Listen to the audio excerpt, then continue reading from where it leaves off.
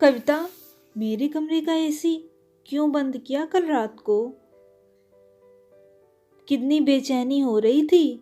हमारे घर में पूरी रात एसी चले तो भी हम बिल की चिंता नहीं करते हैं। तुम्हारे मायके की तरह नहीं कि 10 लोगों के बीच में सिर्फ एक ही कूलर हो। सारे एक ही जगह सोते हो।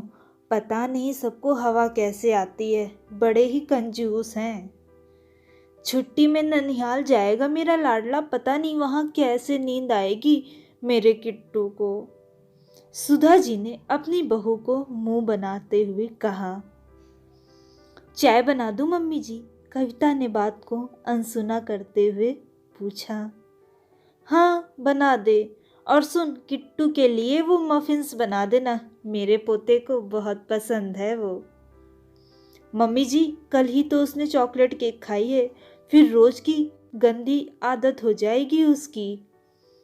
अब अगले हफ्ते ही बनाऊंगी केक, कविता ने कहा। सुधा जी ने नाराजगी से कहा, हो जाएगी तो क्या, हमें किसी बात की कमी थोड़ी है। तुम अपने छोटे घर की बातें यहाँ मत किया करो। 8 साल हो गए तुम्हारी शादी हुए, अभी भी यहाँ के तौर तरीके नहीं सीखे हैं। कविता, मेरा रुमाल नहीं मिल रहा, ढूंढ दो ना, निखिल ने आवाज लगाई। आती हूं कहकर कविता पूरे कमरे में ढूंढने लगी। ये रहा, तकिए के नीचे आ गया था, कविता ने कहा। अच्छा ठीक है, मेरा नाश्ता तैयार है क्या? निखिल बोला। हाँ आ जाओ, और कार्तिक को भी बोल दो कि नाश्ता कर ले, कविता ने कहा। कविता ने नाश्ता परोसते हुए किट्टू से कहा, ये लो किट्टू, सैंडविच और केला जल्दी से खा लो, नहीं तो पेंटिंग क्लास के लिए देर हो जाएगी। मुझे नहीं खाना, किट्टू ने प्लेट छटकाते हुए कहा। किट्टू, ये क्या तरीका है?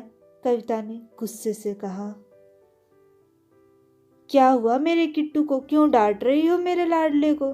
क्या किया है इसने? सुधा जी ने पूछा। दादी, मम्मी ने कल मुझे डांटा और मेरे बैग से पैसे भी ले लिए, किट्टू ने रोते हुए बोला।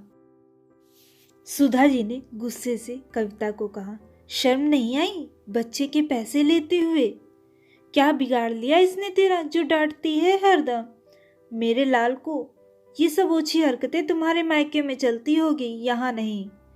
पैसे दे देना किट्टू को वापस, कविता गुस्से में तमतमाती हुई बोली। नहीं दूंगी। भले ही मैं छोटे घर की हूं, पर मेरे संस्कार छोटे नहीं हैं। आपके लाडले किट्टू ने मेरे पर्स से पैसे निकाले हैं। पूछो इससे, अब तो चोरी भी करना सीख गया है। इसकी जितनी जिद मानते हैं उतना और जिद्दी हो रहा है ये।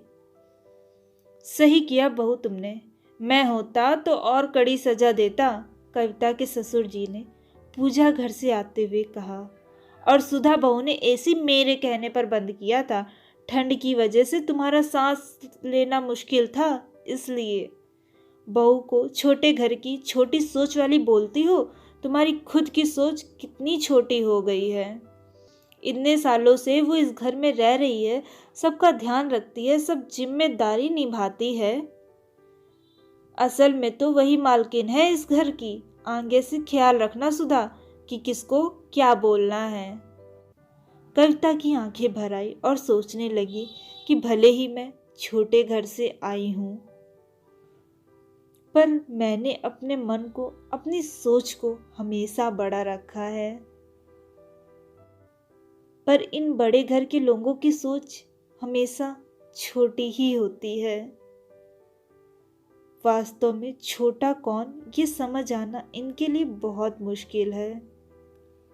क्या आप पैसे से संस्कार खरीद सकते हैं?